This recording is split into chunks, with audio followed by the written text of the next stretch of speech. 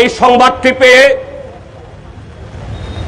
যারা চোখের জল ফেলছেন, যারা নিজেকে সামলাতে পারছেন না, আত্মীয় অভিভাবকের মৃত্যুতে যারা আজকে কাঁদছেন, একদিক থেকে আমরা তাদের প্রতি সহানুভূতি জানানোর জন্য এখানে এসেছি। ত্রিপুরাজ্যের 1 নম্বর থানা পশ্চিম কোতোয়ালি থানা, এই থানাতে কোনো ডেপুটেশন দিতে আমরা আসিনি। এই থানা কর্তৃপক্ষের কাছে কোনো নালিশ দেওয়ার জন্য আমরা আসিনি। আমরা এসেছি তাদের পক্ষে দাঁড়ানোর জন্য, তাদের পাশে দাঁড়ানোর জন্য। আমরা গত 8.5 বছর ধরে বলে আসছি, এই ত্রিপুরাজ্যে মানুষের জীবন মাল, ত্রিপুরাজ্যে মানুষের গণতান্ত্রিক অধিকার, সাংবিধানিক অধিকার, নাগরিক অধিকার,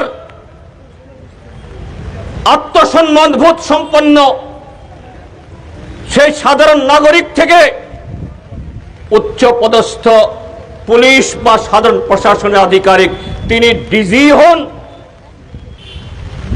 বা মুখ্য সচিব, ত্রিপুরাজ্যের এই বর্বর অসভ্য সরকারের কাছে তারা কেউ নিরাপদ না। তারা কেউ এদের সম্মান নিয়ে কাজ করতে পারছে না। প্রতিদিন ত্রিপুরাজ্যের নানা প্রান্তে মানুষের সে অধিকার, মানুষের সে সম্মান,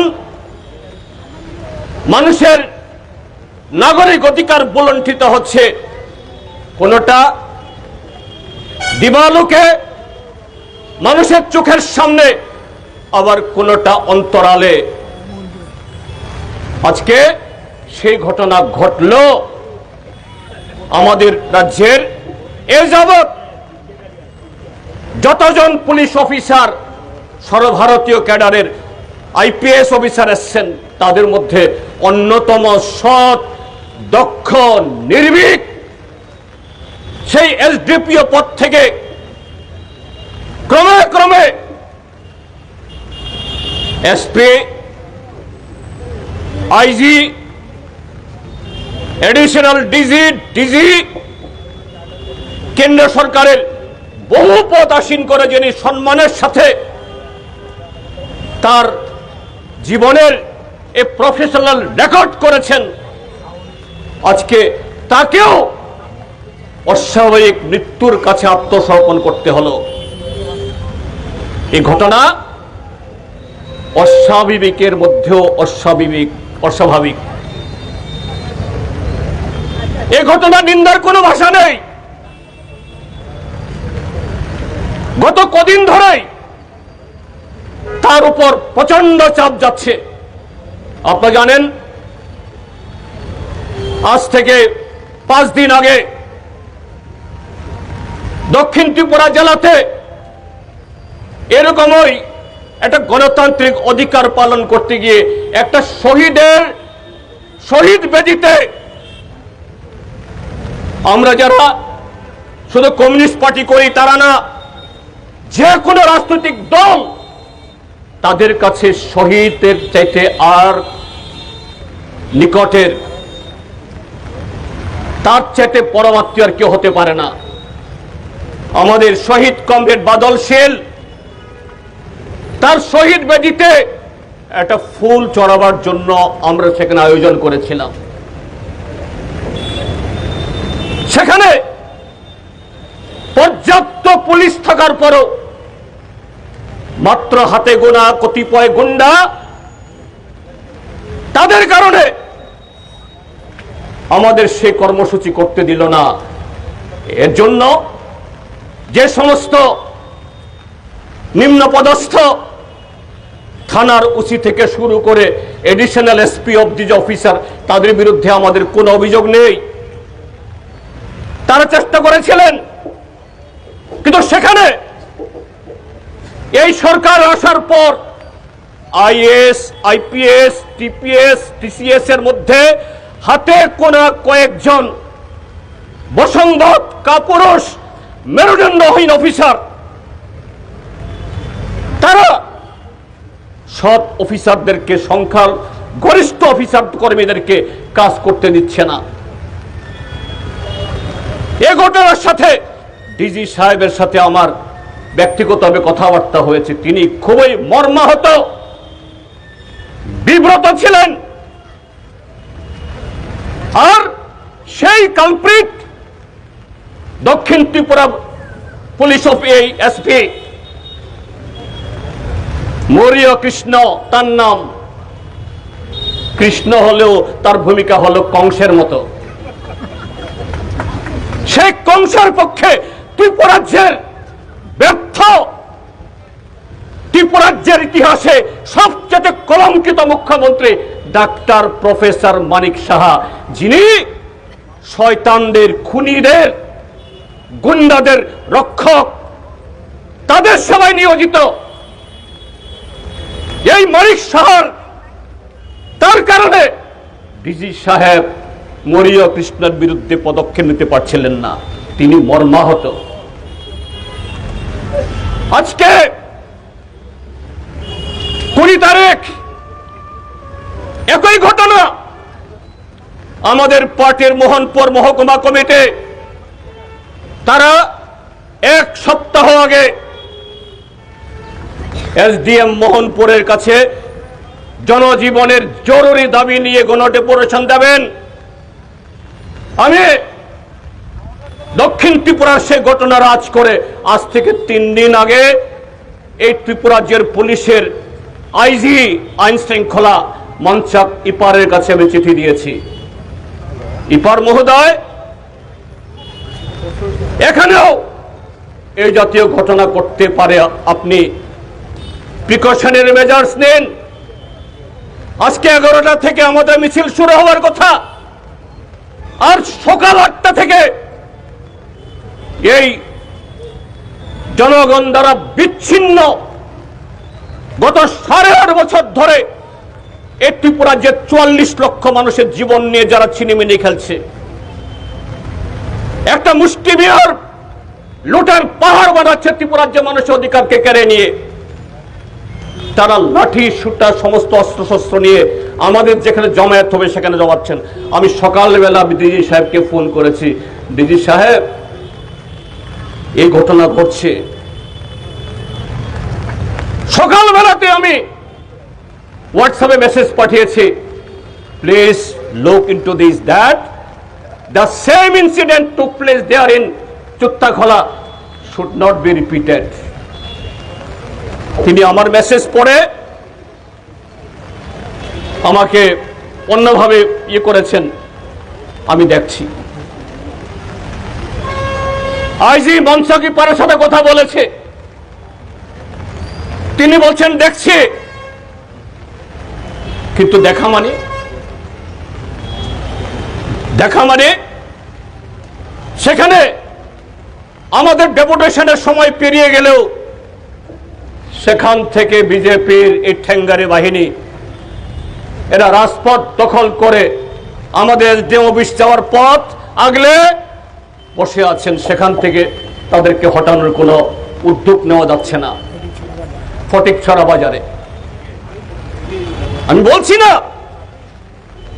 এই ঘটনায় ধনকর সাহেবের সাথে কারোর ঝগড়া হয়ে সেই কারণে তিনি ব্যবস্থা না নিতে পারার কারণে এরকম ঘটনা হয়েছে, না আমি বলছি না, আমি ঘনক নই। কিন্তু এগুলোর এই সমস্ত ঘটনাবলীর, এই সমস্ত যে ঘটনাগুলি ঘটছে, ডেভেলপমেন্ট হচ্ছে, এটা বিচ্ছিন্ন না। ত্রিপুরাজ্যের মধ্যে প্রতিদিন অর্ধি পড়া ডিসিপ্লিন আমাদের অফিসাররা মার খাচ্ছে। ওই নেশা ধরতে গিয়ে পুলিশের সাব ইন্সপেক্টর খুন হয়েছে, একজন খুনি ধরা পড়ে না। ডিএম কে অপমান করে একজন আসামি ধরা পড়ে না। বিডিওর অফিসের টেবিল ভেঙে, গ্লাস ভেঙে তার প্রাণের হুমকি দেয়, এটা ব্যবস্থা গ্রহণ করা হয় না। এসডিএম কে মিটিং চলাকালীন অবস্থায় একজন মহিলা সিনিয়র টিসিএস অফিসার অপমান করে, কোনো ব্যবস্থা গ্রহণ করা হয় না। সে অফিসার পুলিশের কাছে নিরাপত্তা প্রার্থনা করে কোনো রকমে কাজ করছেন। আমরা জানি ত্রিপুরাজ্যের সব নিষ্ঠাবান অফিসাররা, শুধু ডিজিপি অনুরাগ ধানকর সাহেব না, DGP, IGP, SDPO, OC, IAS officer, TCS officer, সব অফিসার যারা সংবিধানের প্রতি দায়বদ্ধ, যারা নাগরিকদের অধিকারের প্রতি সম্মান যাদের আছে, এগুলো মেনে নিতে পারছেন না। কিন্তু ত্রিপুরাজ্যের মধ্যে নরেন্দ্র মোদী, অমিত শাহ নানা অপরাধে যারা অপরাধী, যদিও কোন রকমে ক্ষমতার জোরে তারা সর্বোচ্চ ক্ষমতার সিংহাসনে বসে আছে, তাদের আশীর্বাদ নিয়ে কোথায় কোথায় নরেন্দ্র মোদীর নির্দেশে, অমিত শাহর নির্দেশে, তাদের আশীর্বাদে সরকার চালাচ্ছে, তাদের তমক দেখিয়ে এই ত্রিপুরাজ্যের সংখ্যাগরিষ্ঠ সব অফিসারদেরকে দমন করা হচ্ছে। এটাই অস্বাভাবিকতা, এটাই আনন্যাচারাল, এটাই অস্বাভাবিক মৃত্যুর পেছনে ডাইরেক্টলি হোক বা ইনডাইরেক্ট তার প্রেক্ষিত। কাজেই বন্ধুরা, আমরা দাবি জানাচ্ছি আমাদের ভারতবর্ষের কেন্দ্রীয় তদন্ত সংস্থা সিবিআই, এদের দিয়ে তদন্ত করলেও এই তদন্ত হবে না। জানেন আপনারা, সাংবাদিক, দুজন সাংবাদিক, কি নাম জানি, শান্তনু আর সুদীপ দত্ত, তাদের হত্যাকাণ্ডের সিবিআই তদন্ত হয়েছিল। এই সিবিআই তদন্ত করার পর যখন শাসক দলের, শরিক দলের বড় বড় বোয়াল মাছ, কাতলা মাছ তাদের জালে উঠল, সিবিআই কে পাততারে ঘটিয়ে পাঠিয়ে দেওয়া হয়েছে। সিবিআই তদন্ত আর এগোয় না। মোহনপুরে এক যুবতী মেয়েকে তাকে বলাৎকার করে জীবন্ত পুড়িয়ে মারা হলো, একজন আসামি ধরা পড়ে না। সামহরি শর্মা অনেক আগে খুন হয়েছে, সিবিআই তদন্ত হলো, যখন দেখা গেল নিজেদের লোক যুক্ত, তদন্ত এগোয় না। কাজে সিবিআই দিয়েও এই তদন্ত হওয়া মানে কি, তদন্ত ধামাচাপা পড়বে, হোয়াইট ওয়াশ করে দেবে। তাই আমরা দাবি জানাচ্ছি, এক, ত্রিপুরা হাইকোর্টের প্রধান বিচারপতি, হ্যাঁ, প্রধান বিচারপতিকে ত্রিপুরা সরকার নিয়োগ করতে পারে না, তার কাছে আবেদন জানাতে হবে। সরকার ডক্টর মানিক সাহা যদি নিরপরাধ হন, মানিক সাহা যদি সেই সততা থাকে, বিন্দুমাত্র ত্রিপুরাজ্যের 40,000 পুলিশ বাহিনীর প্রতি তার যদি বিন্দুমাত্র দায়বদ্ধতা থাকে, আজকেই মন্ত্রিসভা ডেকে মন্ত্রিসভা থেকে রেজুলেশন নিয়ে ত্রিপুরা হাইকোর্টের প্রধান বিচারপতির কাছে দরখাস্ত পাঠান। আপনার তত্ত্বাবধানে, আপনার নেতৃত্বে একটা সিট হোক, তদন্ত কমিটি হোক। আজকে এই মর্মন্তুদ ঘটনা শোনার পর আমরা ধরে গেছি জীবিতে। আমি আমাদের শ্রদ্ধেয় কমরেড মানিক সরকার, আমরা সেখানে কথা বলছিলাম ধানকর সাহেবের সহধর্মিনীর সাথে। আপনার পরিবারে কে আছে? তার একমাত্র সন্তান কানাডাতে আছে, শুনেছি কদিন বাদে নাকি তার বিয়ে ঠিক হয়েছে। আমরা বললাম, ডাক্তার মহাশয়দেরকে অনুরোধ করলাম যে ধনকর সাহেবের এই ডেড বডি, মরদেহ, এটাকে প্রিজার্ভ করুন। তার ছেলে এখানে আসুক, কানাডা থেকে ফিরে আসুক। চিকিৎসা বিজ্ঞানের ব্যবস্থা আছে, 2 দিন 3 দিন 4 দিন 5 দিন তার দেহ সংরক্ষণ করা যায়, আর বেশি দিনও করা যায়। ধনকর সাহেবের সন্তান নিজের বাবার দেহ দেখুক, দেখতে দিন, তারপর এই পোস্টমর্টম হোক। আর এই কথাটা যখন বললাম, আরেক কুখ্যাত আধিকারিক, এই পশ্চিম ত্রিপুরা জেলার জেলা শাসক ডাক্তার বিশাল কুমার, যিনি ডাক্তার মানিক সাহার সবচেয়ে কাছের লোক। এই আত্মীয়তা কেন? এই আত্মীয়তা রাজনৈতিক না, এই আত্মীয়তা হলো পুটলা। পুটলা বুঝেন তো? এই আত্মীয়তা হলো আখের গোছানোর আত্মীয়তা। তিনি ধমক দিয়ে বলছেন, এখানে কথা না। আমরা যখন হু আর ইউ, কার সাথে কথা বলছো তুমি? বিড়ালের মতো চুপ হয়ে এক কোনায় চলে গেছে। কেন ভয়? কেন ভয়? বিশাল কুমারদের ভয় কেন? কারণ ডাক্তার মানিক সাহাদের সাথে তখন তাদের সোর্স মানির বাঘাবাগি। এদের আত্মীয়তা রাজনৈতিক না। বিশাল কুমার এখানে ভোটে দাঁড়াবেন না। কেন? এই বিশাল কুমার 15 জেলার ডিএম ছিলেন, সেখান থেকে সিপাহীজলার ডিএম, বক্সনগর আর এই আরেকটা ইয়ে যে করলো, কি নাম জানি, ধনপুর, এই 2টা বিধানসভা কেন্দ্রে রিগিং করে বিজেপিকে জেতানোর জন্য তিনি সেখানে পুরস্কৃত হয়ে সেই পুরস্কার পেয়ে এখন পশ্চিম ত্রিপুরা জেলা শাসক।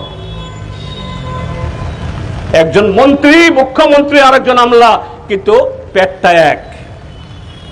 ধমক দিচ্ছেন, এখানে কথা বলা যাবে না। কাজে এটাও দাবি জানাচ্ছি, ধনকর সাহেবের একমাত্র সন্তান কানাডা থেকে ফেরো, ততদিন অবধি এই দেহ সংরক্ষিত রাখা হোক। এরপরে নিশ্চয়ই তার দেহ কবে পোস্টমর্টম হবে, কোথায় সৎকার হবে, এটা বলার মালিক আমরা না, এটা বলার মালিক তার স্ত্রী এবং তার পুত্রের। কিন্তু নাগরিক হিসাবে, দায়িত্বশীল রাজনৈতিক দলের কর্মী হিসাবে এই দাবি আমরা করতেই পারি 44 লক্ষ মানুষের স্বার্থে। তার সন্তান কানাডা থেকে না ফিরে আসা অব্দি এই পোস্টমর্টম স্থগিত রাখা হোক, এই দাবি নিয়ে আমরা এসেছি। আমি আবারও বলছি, আমরা পশ্চিম থানার কাছে তাদের বিরুদ্ধে বিক্ষোভ জানানোর জন্য আসিনি। এটা প্রত্যেক পুলিশের একটা অফিস। আমরা তাদের সাথে সহমর্মিতা ঘোষণার জন্য, আমরা জানি গত 8.5 বছর ত্রিপুরা রাজ্যের সংখ্যাগরিষ্ঠ অন্যান্য দপ্তরের কর্মীর সাথে পুলিশও এই অরাজকতা, এরাও এটাকে পছন্দ করেন না। কাজে আগামী দিন রাষ্ট্রীয় দায়িত্ব পালনে তারাও এগিয়ে আসুন। আজকে অনুরাগ সাহেব নিজের জীবন দিয়ে আপনাদেরকে দেখিয়ে গেছে, তোমরাও নিরাপদ না, কেউ নিরাপদ না। যতদিন এই জল্লাদ, বরবাদ, অসভ্য, অগণতান্ত্রিক, অসাংবিধানিক দল সরকারে থাকবে, ততদিন ত্রিপুরা রাজ্যের মধ্যে কেউ নিরাপদ না। কাজে সেই নিরাপত্তা বিধানের জন্য আগামী দিন সবাই সোচ্চার হন, এই আবেদন রেখে আবারও আজকে এই বৃষ্টি বিজয়ে যারা এই রাষ্ট্রীয় নাগরিক কর্তব্য যারা পালন করতে এসেছেন, সবাইকে ধন্যবাদ। পথচারী যারা আমাদের মিছিলের জন্য একটু অসুবিধা হয়েছে, তাদের কাছে ক্ষমা চাইছি। কিন্তু এটা যদি না করি তাহলে অন্যায়ের কাছে আমরা মাথা নত করতাম, আমরা মাথা নত করতে পারি না। এই কথাগুলো বলে আবারও সবাইকে অভিনন্দন জানিয়ে আমার বক্তব্য শেষ করছি। ধন্যবাদ।